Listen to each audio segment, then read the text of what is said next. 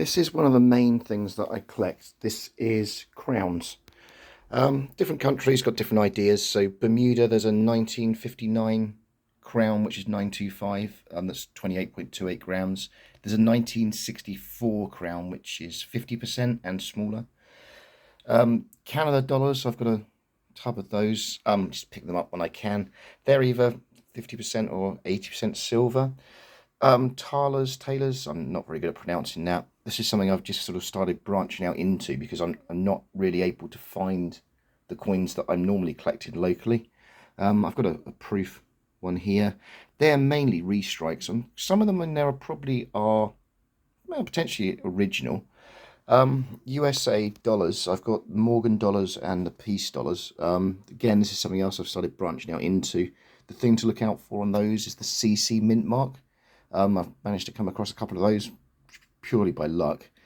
The Peace dollars were later, I think 1921 onwards. Got a few of those, just showing you pictures of both sides. Grab the few out. These are ones I really like. They're only 50% silver, but they're massive. They're 5 centimeters across. They're I think over 50 grams or around 50 grams. I've been picking these up for a while now. There aren't many of them. I think I've got about 8, something like that. Queen Victoria crowns. This is, I think, where I started. I've got a few boxes of them now. There's a few different heads. This is the sort of middle period, the bun head. I'm not sure what it's properly called. The veil head was towards the end of a reign. The last year for them was 1900, I think. And then I've also got some double florins and the earlier sort of heads. I've just literally bought a batch of the earlier sort of heads that I'm waiting to arrive. This one's quite famous. This was the Art Deco period. This is the George V Rocking Horse crown from 1935.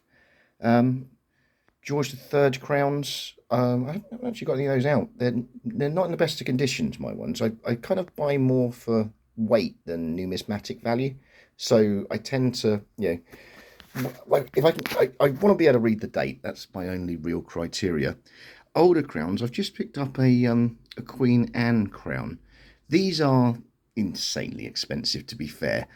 This one only cost me 50 quid, which is still a lot, but it's kind of been ruined numismatically because it's been made into a sort of love token back in 1789. So 236 years ago, 246 years ago, no, 236 years ago, someone etched that. This coin itself is dated 1773. But it's in pretty good condition overall. It's just a shame there's just some tape mark on there that I need to sort of, I don't want to use the word clean, but I think getting tape mark off doesn't really count. This is a Charles II, I think. I've got a few sort of random ones. Because I'm not really wanting to pay top money for them. I'm only picking up bad versions or versions that have been kind of damaged or inscribed, like this one. This one's got a EB and an E inscribed on it, but still I'm happy to have them. Edward VII, there was only crowns for him for 1 year, which is 1902. I've managed to pick up 5 of these.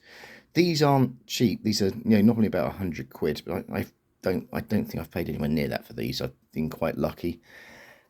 George V crowns, there was a 1937 crown, which is the coronation crown, and there's a 1951 which was the Royal Exhibition, I think. The 51, like Cooper nickel and kind of worthless. The 1937s are 50% silver, so their metal weights, I don't know, about 12 quid, I guess, at the moment, scrap price or spot price.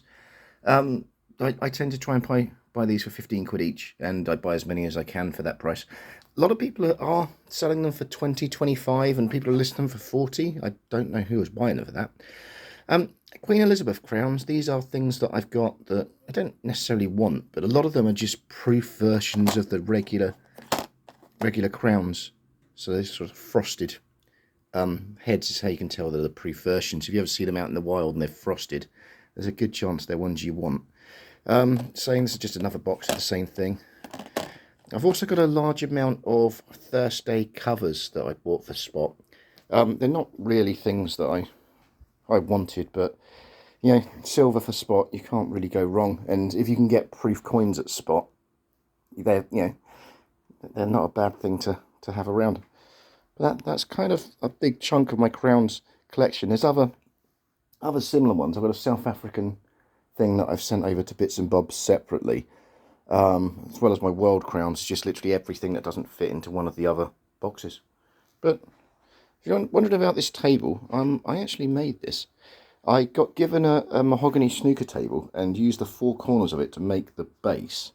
The tabletop is old oak beams and mahogany. I kind of cut it into strips, sliced and diced, and that's where that came from. The side rails, they were oak sleepers. So I got two oak sleepers, cut them up on my table saw, and basically made this. It's about 350 to 400 kilos. It's almost impossible to move it, and it's one of those things. I built it because it's something to do, challenge, and then it's like, okay, now what do I do with it? And it's now here. So if anyone wants a really nice table, I have one.